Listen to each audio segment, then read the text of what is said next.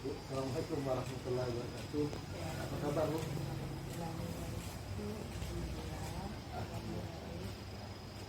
Bu, permisi. Sekarang alhamdulillah dalam kegiatan guru penggerak, kami sedang berada di pada modul 3.1, yaitu tentang pengambilan keputusan berbasis nilai-nilai kebajikan sebagai seorang pemimpin. Kemudian di sini, Bu, kami dalam demonstrasi kontekstualnya dapat tugas untuk mewawancarai kepala sekolah. Dalam hal ini saya mohon izin untuk mewawancarai Ibu tentang bagaimana Ibu mengambil keputusan yang terjadi di sekolah kita. Oke, terima kasih banyak, Bu. Pertama-tama tentunya ini saya tanyakan, pasti Ibu memiliki pengalaman dalam mengambil keputusan yang berhubungan dengan dilema etika ataupun kehidupan moral. Oke. Ada pertanyaan pertama yang saya tanyakan, selama ini bagaimana Ibu dapat mengidentifikasi kasus-kasus yang merupakan dilema etika atau bujukan moral tersebut? Kalau misalnya di sekolah kita ya, Bu biasanya melihat bahwa kasus dilema etika benar misalnya dilema itu merupakan satu situasi yang terjadi ketika kita harus memilih dan memutuskan antara dua pilihan, yang kedua pilihan itu benar secara moral tetapi bertentangan, sedangkan bukan moral itu benar melawan salah. Itu situasi atau keadaan ketika kita harus mengambil keputusan antara benar dan salah. Baik. Oke, terima kasih. Kemudian selama ini bagaimana Ibu menjalankan pengambilan keputusan di sekolah, terutama untuk kasus-kasus di mana ada dua kepentingan yang sama-sama benar atau sama-sama mengandung nilai kebajikan, Bu? Mohon izin.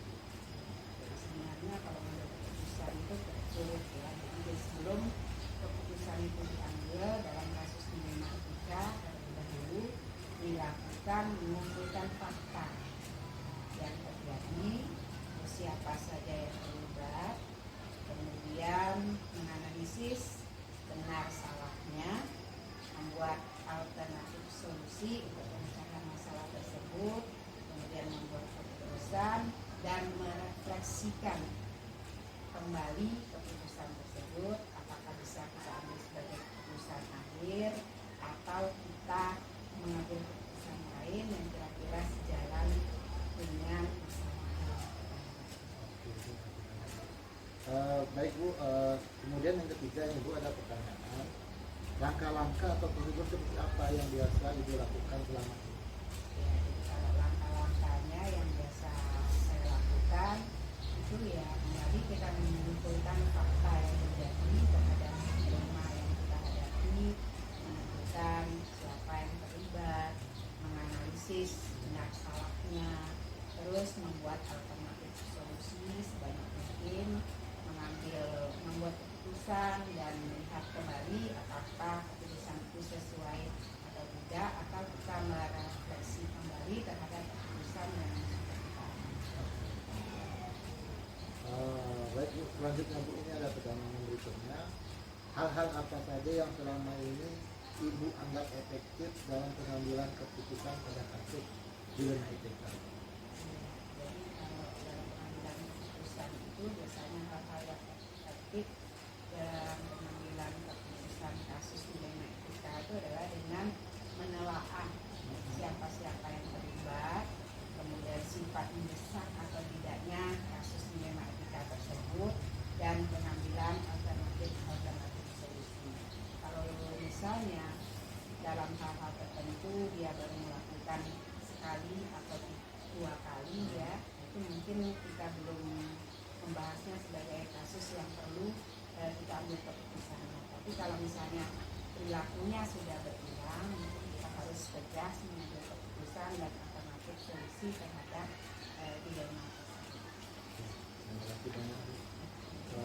Berikutnya, Bu, ini pertanyaan, hal-hal apa saja yang selama ini merupakan tantangan dalam pengambilan keputusan pada kasus-kasus dilema itu? Tentunya setiap kita pasti memiliki tantangan, Bu. Menurut Ibu tantangan yang dihadapi bagaimana, Bu? Ya, tantangan dalam mengambil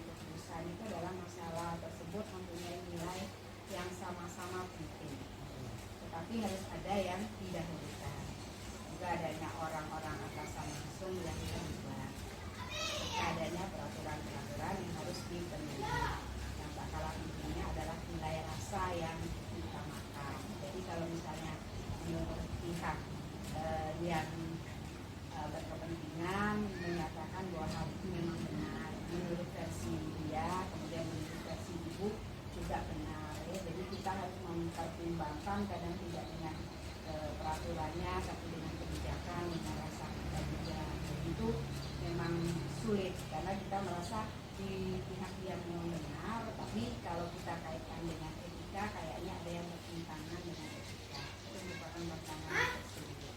Karena masing-masing punya alasan dan alasan itu memang dua-duanya mengandung nilai kebenaran.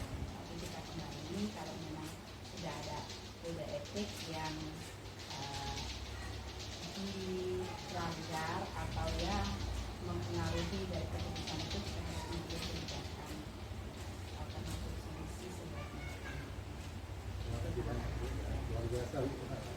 Selanjutnya Bu, apakah Ibu memiliki sebuah tata kelola atau jadwal tertentu dalam sebuah penyelesaian kasus dilema etika? Apakah Ibu langsung menyelesaikan di tempat atau memiliki sebuah jadwal untuk menyelesaikannya? Bentuk atau prosedur seperti apa yang Ibu jalankan menurut Ibu? Pengambilan keputusan dilema etika ya, saya tidak mempunyai jadwal khusus. Tetapi ada tata kelola ya, dengan menganalisa seperti tadi yang polanya berulang atau tidak, atau mungkin hanya sesekali. Tapi kalau berulang mungkin kita harus mengelolanya kembali, kemudian mempertimbangkan dan memusyawarahkan kasus dilema etika yang baik secara formal maupun non formal. Kita ajak yang terlibat dalam pihak yang terlibat dalam kasusnya untuk berdiskusi bersama, mencari solusi bagaimana yang terbaik, yang benar menurut etikanya dan tidak merugikan dan tidak ada pihak-pihak yang Baik Bu. Masih saya lanjutkan Bu, pertanyaan berikutnya. Adakah seseorang atau faktor-faktor apa yang selama ini mempermudah atau membantu Ibu dalam pengambilan keputusan dalam kasus-kasus dilema etika menurut Ibu? atau faktor yang mempermudah pengambilan keputusan pada kasus dilema etika adalah orang-orang yang terlibat, adalah orang-orang yang profesional yang menghargai dan menerima keputusan atasan langsung. Ya.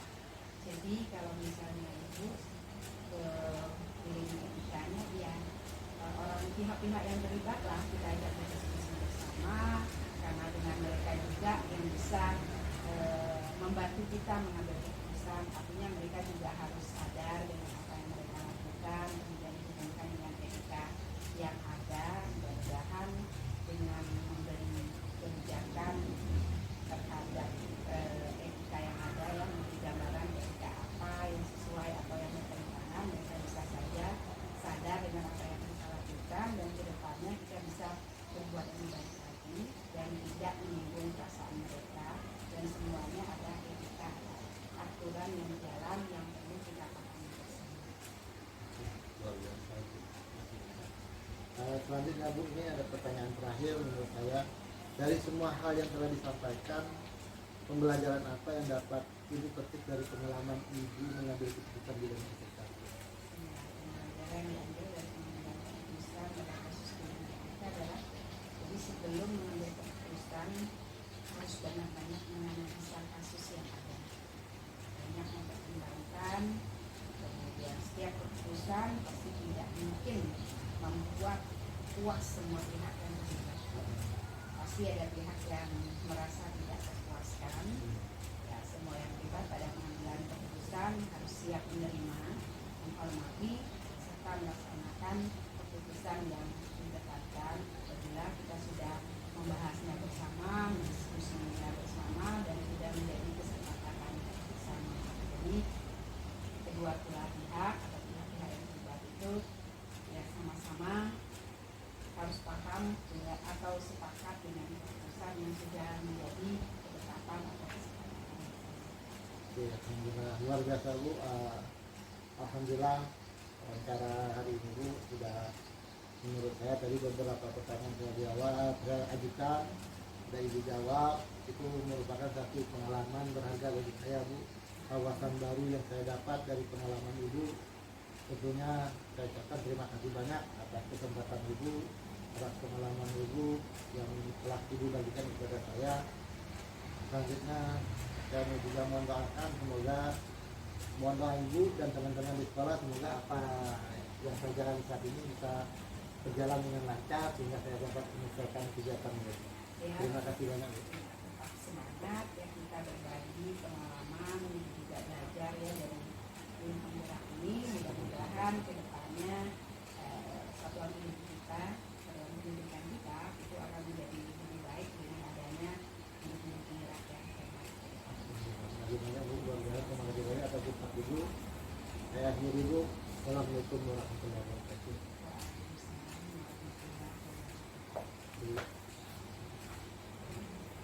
Assalamualaikum warahmatullahi wabarakatuh. Bapak Ibu yang dimuliakan Allah Subhanahu wa taala. Alhamdulillah berjumpa kembali dengan saya Subardianto, calon guru penggerak angkatan 6 dari Kabupaten Bangka Selatan. Bapak Ibu yang saya hormati, kali ini saya akan melaksanakan kembali tugas saya pada modul 3.1, yaitu tetap mewawancarai kepala sekolah, pimpinan saya dan kepala sekolah EJN 10 Siparimba. Dalam hal ini saya bersama dengan beliau Pak Priyadi. Mohon perkenalkan diri. Terima kasih. Perkenalkan, nama saya Priyadi, Kepala Sekolah SD 10 Siparimba, dan terima kasih atas kedatangan Bapak Reno. Mungkin bisa membantu apa yang Pak Reno butuhkan semampu saya. Siap. Ya. Mungkin ada yang bisa bantu, kami persilakan. Bapak Ibu, demikian tadi perkenalan dari Kepala Sekolah EJN 10 Siparimba, yaitu Pak Priyadi. Kali ini saya akan mewawancarai beliau tentang bagaimana beliau mengambil keputusan yang berhubungan dengan dilema etika dan rujukan moral selama pengalaman beliau menjadi kepala sekolah di tempat beliau ditugaskan. Oke. Pak Priyadi, mohon izin, kali ini saya ingin bertanya tentang pengalaman Bapak menjadi pemimpin, kemudian pengalaman pengalaman Bapak tentang mengambil keputusan yang berhubungan dengan dilema etika dan rujukan moral. Adapun pertanyaannya Pak Priyadi, saya mulai. Tentunya pertama, selama ini bagaimana Bapak dapat mengidentifikasi kasus-kasus yang merupakan dilema etika atau rujukan moral? Baiklah, terima kasih. Menurut saya selama ini kan dimana melihat dari masalah itu, menurut hukum kan biasanya tetap ada yang benar dan salah kan. Itu menurut biasa yang kita lakukan, ada masalah itu biasanya tetap ada yang masalah itu orang yang benar dan salah. Tapi kalau kadang-kadang kalau kejadian tuh pernah juga ada yang benar dengan benar, tapi ada yang paling benar. Nah, di antara benar-benar itulah kita bisa untuk bagaimana mengatasinya kan. Nah, itu kita bisa memilih, jadi mencari keputusan yang baik, yang untuk nyari kebijakan bagaimana untuk menentukan yang benar lebih benar itu, atau yang paling benar itu. Kira-kira itu. Terima kasih Pak Priyadi, luar biasa jawaban dari Pak Priyadi, tentunya menjadi pengetahuan yang baru bagi saya. Kemudian Pak Priyadi, pertanyaan kedua ini, selama ini bagaimana Bapak menjalankan pengambilan keputusan di sekolah Bapak, terutama untuk kasus-kasus di mana ada dua kepentingan yang sama-sama benar atau sama-sama mengandung nilai kebajikan? Mohon Pak Kalau masalah itu kita harus benar-benar menentukan masalah itu, atau kita pikirkan, kita ngambil dari orang tersebut kan, kita cari masalahnya dari mana, atau orang terdekatnya atau bagaimana kan. Jadi keputusan itu jangan sampai merugikan orang lain.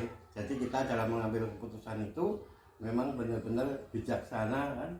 Itu yang paling utamakan. Jangan kita keputusan yang memang sangat untuk kepentingan umum lah. Jangan merugikan orang lain lah. Gitu. Kira-kira gitu. Ya Pak, terima kasih banyak. Kemudian Pak, saya izin melanjutkan untuk pertanyaan yang ketiga.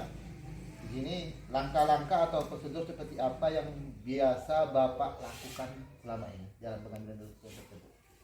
Yang jelas di sekolah kita kan tidak berdiri sendiri kan, kepala sekolah itu pasti ada komite, ada orang-orang yang lebih tua dari saya kan di sekolah ini. Jadi kita kalau mengambil keputusan ya kita menentukan mungkin masalahnya apa, atau orang-orang yang berkepentingan kita panggil kan, kita cari solusinya.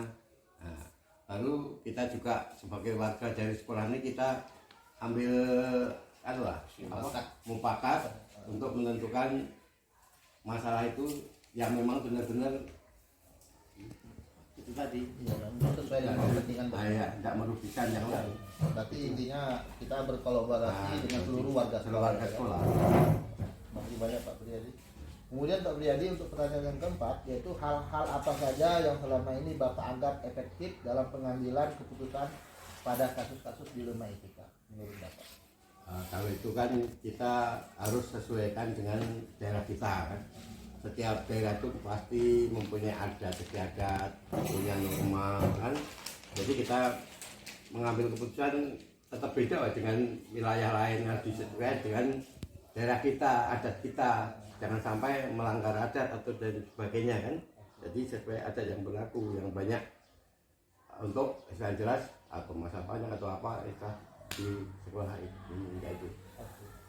Luar biasa Pak, tentunya kita memperhatikan bagaimana adat dan budaya di sekitar kita Pak ya. Oke. Saya lanjutkan Pak, ini pertanyaan yang kelima. Hal-hal apa saja yang selama ini merupakan tantangan dalam pengambilan keputusan pada kasus-kasus dilema etika? Tantangan yang Bapak alami selama Bapak mengambil keputusan yang berhubungan dengan dilema etika menurut Bapak? Ya, yang jelas karena dilema kan orang semuanya nganggap benar kan.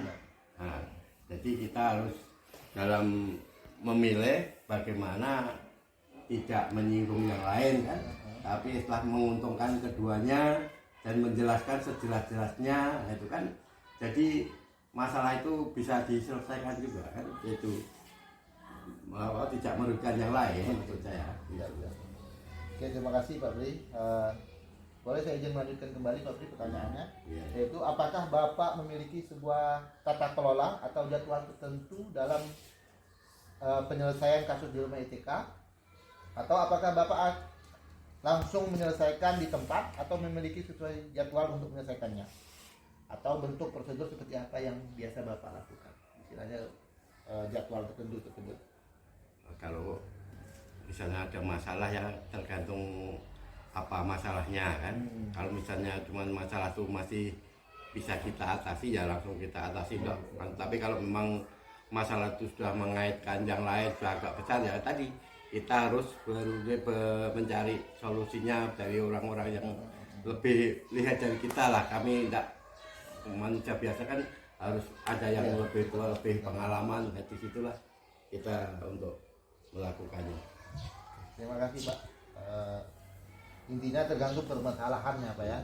Jika permasalahan tersebut kira kita anggap biasa atau ringan, bisa kita lakukan, selesaikan seketika itu. Ya, namun jika kan langsung bisa langsung kita putuskan. Iya Pak, terima kasih banyak. Saya lanjutkan Pak pertanyaan berikutnya. Adakah seseorang atau faktor-faktor yang selama ini mempermudah atau membantu Bapak dalam pengambilan keputusan dalam kasus dilema etika? Itu tadi saya bilang tadi, kita kan jelas punya warga kita kan, warga sekolah ini kan, harus kita ajak bagaimana kan, jangan sampai setiap masalah itu langsung membesarkan cepat kita selesaikan atau gimana kan. Jadi jangan sampai masalah itu tambah besar, atau kan kita punya warga-warga tadi kan, baik komite baik kan bisa kita gunakan untuk menyelesaikan tadi. Benar Pak, tentunya kita saling bekerja sama ya, atau berarti kembali. Tentunya kalau dalam kita mengambil keputusan apabila dengan kebersamaan kan, menemui satu mufakat, musyawarah kan, hasilkan yang bagus. Yang bijaksana, ya Pak. Luar biasa, terima kasih banyak Pak atas wawasan yang Bapak bagikan. Pertanyaan terakhir ini Pak Tri, dari semua hal yang telah disampaikan, pembelajaran apa yang dapat Bapak petik dari pengalaman Bapak mengambil keputusan dilema etika? Jadi dari tadi semuanya kan yang jelas sudah diulang-ulang lagi kan, kita setiap masalah itu harus bagaimana mengambil supaya bijaksana kan. Kita jangan langsung memutuskan, kita mengambil bijaksana itu kita tahu akibat berapa langkah akibat berikutnya kan, jangan sampai sudah kita pikirkan, jangan kita langsung putus kan bahaya. Jadi kita harus dari pengalaman tadi kita bisa berlatih untuk bijaksana kan, Jadi jangan sampai kita mengambil keputusan itu merugikan yang lain. Karena apa? Kita kalau di Jawa tuh baik pas sekolah atau itu kan kita sabdo panditara tuh kan itu ucapan itu jangan sampai diulang-ulang atau malah dua yang berpisah, itu intinya. Jadi kita sudah memutuskan itu jangan sampai keputusan diulang-ulang yang lain atau berubah-ubah kan. Jadi kan merugikan juga kan. Intinya kita harus konsisten Pak Dan bijaksana kan. Jadi banyak berapa langkah lah kita pikirkan akibatnya itu. Jadi jangan sampai sekantong atau akibatnya nanti masih berkembang, itulah intinya. Dalam arti kita harus Melakukan jangan memikirkan jangka pendek, tapi kita memikirkan jangka panjang. Iya. Terima kasih Pak Pri. Pak Pri tadi terima kasih banyak atas pertanyaan, jawaban yang Bapak sampaikan kepada saya. Tentunya itu merupakan sebuah wawasan baru yang saya dapatkan dari pengalaman Pak Pri sebagai seorang pemimpin dalam mengambil keputusan yang berhubungan dengan dilema ITK. Terima kasih Pak Pri atas bantuannya. Saat ini saya melaksanakan tugas saya di program guru penggerak saya di modul 3.1, yaitu meminta bantuan Bapak, pengalaman Bapak tentang bagaimana dari Bapak mengambil keputusan yang Bapak lakukan di sekolah Bapak. Terima kasih. Kami juga demikian, minta maaf kan mungkin jawaban banyak kurang karena mungkin pengalaman juga belum begitu dibanding guru-guru yang tua kan. Jadi mungkin itu yang hanya dapat saya sampaikan, mudah-mudahan bisa membantu tadi ya. Siap, Pak. Dan kalau ada mungkin kurang kami mohon maaf, dan itu yang saya dapat kami sampaikan. Luar biasa Pak Pri. Sekali lagi ribuan terima kasih saya ucapkan kepada Pak Priyadi karena beliau telah memberikan kesempatan bagi saya untuk bersedia saya wawancarai Bapak Ibu. Jadi Pak Pri, demikian saya akhiri kegiatan kita pada hari ini. Mohon doanya mudah-mudahan kegiatan yang saya ikuti dalam program guru penggerak ini bisa selesai dengan lancar, aman hingga lulus. Tentunya ribuan terima kasih saya ucapkan kepada Pak Pri dan rekan-rekan semua yang ada di sini yang membantu saya.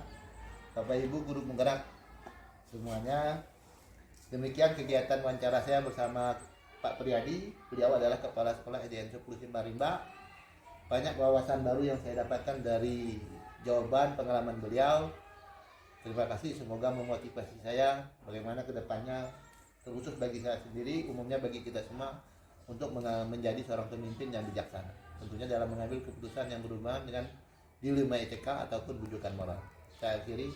Assalamualaikum warahmatullahi wabarakatuh. Terima kasih banyak. Alhamdulillah.